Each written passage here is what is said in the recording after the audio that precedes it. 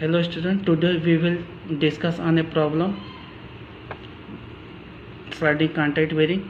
Problem is design a bearing and journal to support a load of 5.5 kN at 650 rpm using hardened steel journal and bronze backed babbitt material. The bearing is lubricated by oil rings. Take room temperature as 22 degree C and oil temperature as 85 degree C. तो इसमें हमको given है जो हमारा load लग रहा है, जो हमारा यहाँ पे अगर ये बेरिंग है, आउटर साइड की बेरिंग है, आउटर साइड का बेरिंग है और इसके इनर साइड में हमारा जनरल है और इसके बीच में जो लुब्रिकेंट क्या कर रहा, फ्लो कर रहा है। और हमारी जो बेरिंग है इसका सेंटर O है और जो हमारी जनरल उसका सेंटर O1 है। दोनों के बीच की डिस्टेंस को हम क्या बोलेंगे, eccentricity is denoted by the E। और जो हमारा बेरिंग है इसका जो रेडियस है कैपिटल R है, जो जनरल है उसकी रेडियस क्या है, स्मॉल r है। तो आगे देखते हैं। गिवन प्रॉब्लम है W = 5500 Newton, surrounding temperature 22 degree C, speed 650 divide by 60 10.833 revolution per second. हमको गिवन था RPM में, हमने निकाल लिया RPS में। और जो हमारा एवरेज टेम्परेचर है बेरिंग और जोनल के बीच का वो है 85 डिग्री C। चूँकि हमारी बेरिंग कैसी है, ऑयल रिंग्स है, इट मीन्स इसका मतलब हो गया self containing bearing, means self coolant, means हमारा जो कूलिंग का सिस्टम यहाँ पे है इसके अंदर ही रहेगा, आर्टिफिशियल कोई भी नहीं रहेगा। तो इसको मुझे क्या करना है, डिजाइन करना है। डिजाइन करने के लिए हमको इस प्रॉब्लम करने से पहले हम कुछ स्टेप्स देख लेते हैं कि हाइड्रोडायनेमिक जोनल बेरिंग में कौन कौन से स्टेप्स आते हैं डिजाइन के लिए। तो पहला हमारा आता है बेरिंग डायमेंशंस। जब हम किसी बेरिंग की डिजाइन करेंगे तो फर्स्ट स्टेप होता है बेरिंग डायमेंशंस। बेरिंग डायमेंशंस में आता है LD, हम इसमें फाइंड करते हैं L/D रेशियो को फाइंड कर लेते हैं। नेक्स्ट पॉइंट हमारा आता है रेडियल क्लियरेंस। रेडियल क्लियरेंस क्या होता है, it is the difference between capital R minus small r, means radius of the bearing and radius of the journal होता है।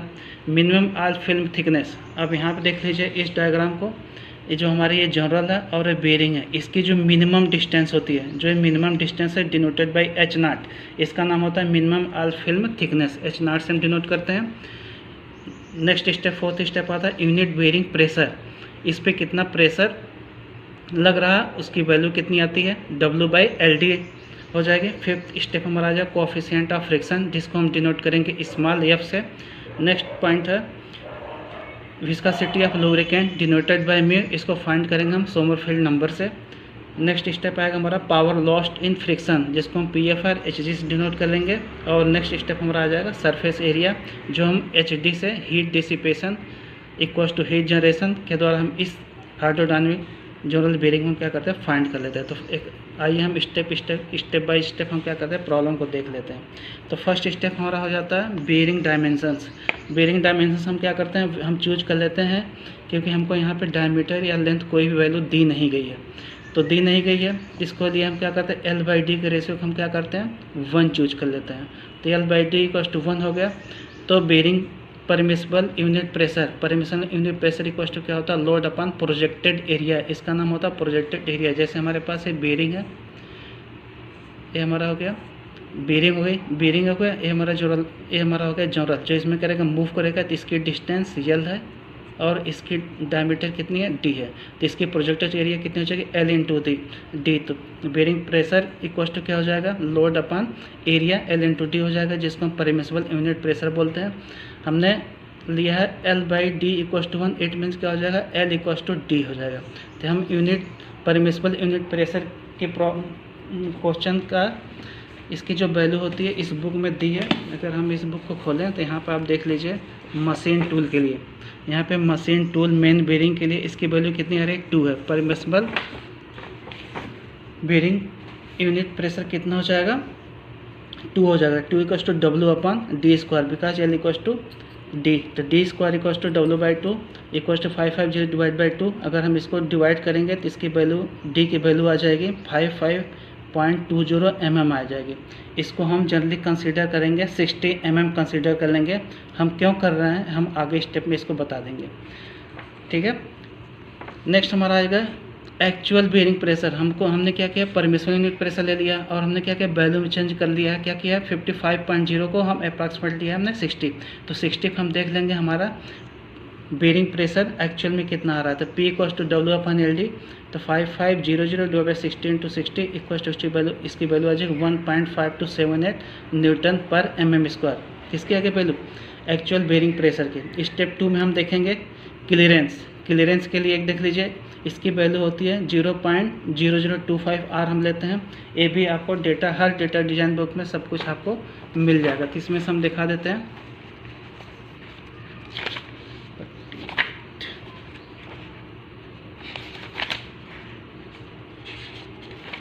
इसमें आप वैल्यू देख लीजिए।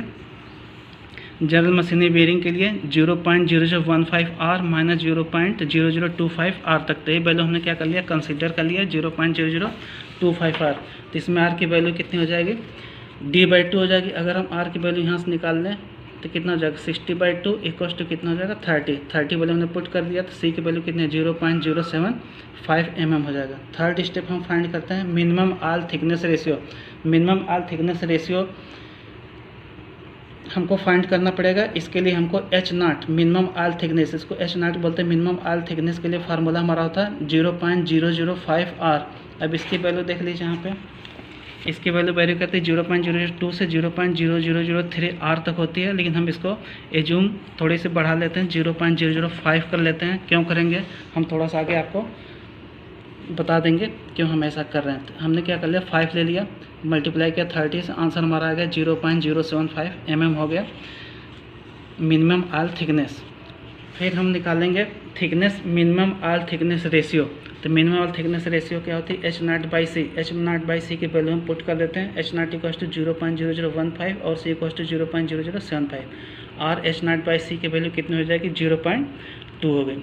डायमेंशंस ऑफ द पैरामीटर, अब हम क्या करना है, dimensions of the parameter find करना। तो इसके ऑन द बेसिस ऑफ, इसके लिए ऑन द बेसिस क्या लेते हैं, L/D इक्वल्स टू 1 हो गया और H0/C इक्वल्स टू 0.2। हमने इसलिए इस वैल्यू को चूज किया है कि हमको इसकी वैल्यू आ जाए 0.2। अगर हम इतनी वैल्यू चूज नहीं करेंगे तो हमको बाद में जो टेबल हमको देखना पड़ेगा, फ्रॉम दिस टेबल में जब देखना पड़ेगा तो हमको ज़्यादा एज्यूम करना पड़ेगा, इसलिए हमने पहले एज्यूम करके इसको रख लिया। तो इसको हम देख लेते हैं, टेबल देख लीजिए यहाँ पे। Dimensions parameter of the full journal bearing क्या है, L/D है, H0/C है, epsilon S Sommerfeld number, R/C × F, Q RC NSL, QS/Q, Pmax/P। तो इसमें आप देख लीजिए L/D रेशियो की वैल्यू है 1, H0/C यहाँ से आप देख लीजिए H0/C 0.2। हमने इसीलिए एज्यूम किया है डेटा कि हमको 0.2 एग्जैक्ट आ जाए, अदरवाइज आगे पीछे आकर तो हमको क्या करना पड़ेगा, ज़्यादा वेरिएशन दिखाना पड़ेगा। तो हमने फार्मूले में ले लिया H0/C की 0.2। अब इसके अकॉर्डिंग देख लीजिए L/D equals to 1, H0/C equals to 0.2। इसके रिगार्डिंग हम सोमरफेल्ड नंबर देख लेते हैं। सोमरफेल्ड नंबर की वैल्यू देख लीजिए कितनी आ जाएगी, 0.0046। तो 0 हमने इसकी वैल्यू रख दी 0.0046। इसके अकॉर्डिंग हम क्या करेंगे, विस्कोसिटी को हम मेजर कर लेंगे।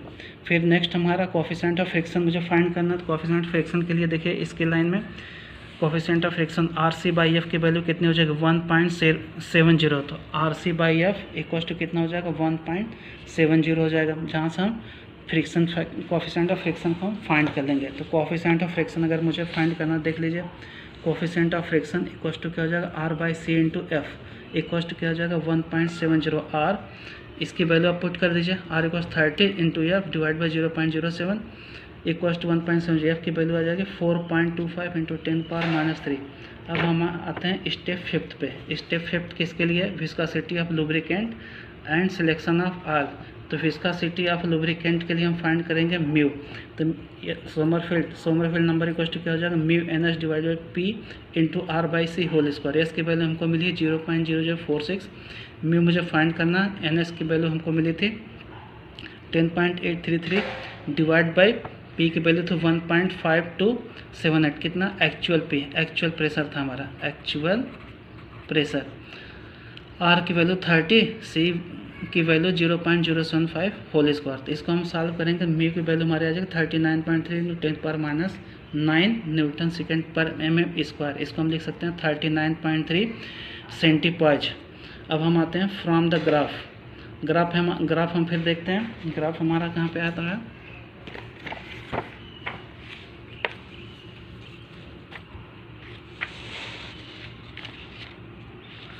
इस ग्राफ का आप देख लीजिए, graph between temperature and absolute viscosity. अब यहाँ पे देख लीजिए आप, टेम्परेचर हमारा कितना 85 डिग्री से, इसको हम कन्वर्ट करेंगे केल्विन में, कितना हो जाएगा प्लस 273 इसमें ऐड करेंगे, वैल्यू हमारी कितने 358 डिग्री केल्विन।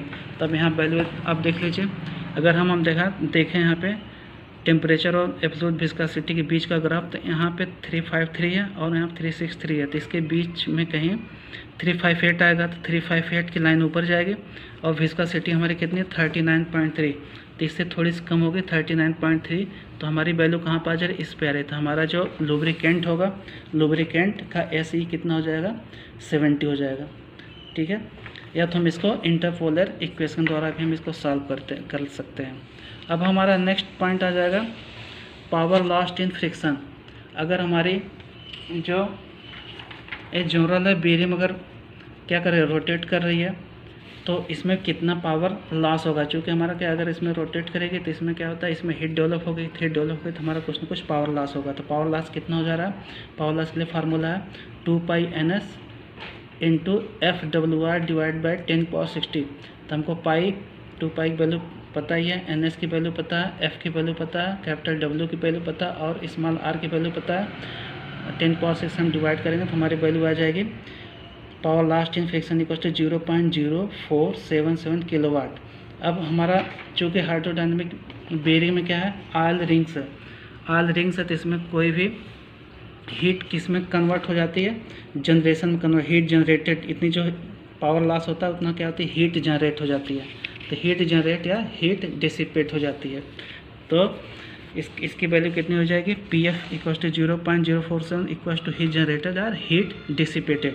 तो हम 6 पॉइंट पा जाते हैं, area of required for the heat dissipation. अब जो हमारे जनरल बेरिंग है उसकी एरिया कितनी हो जाती है, कितनी एरिया पे हीट डिसिपेट कर रहा है। तो इसके लिए हम देखेंगे for self content bearing rate of heat dissipation का फार्मूला मुझे मिल जाएगा HD equal to CA/K+1 into TL - TA into 10⁻³ kilo joule per second. इसकी वैल्यू आप देख लीजिए,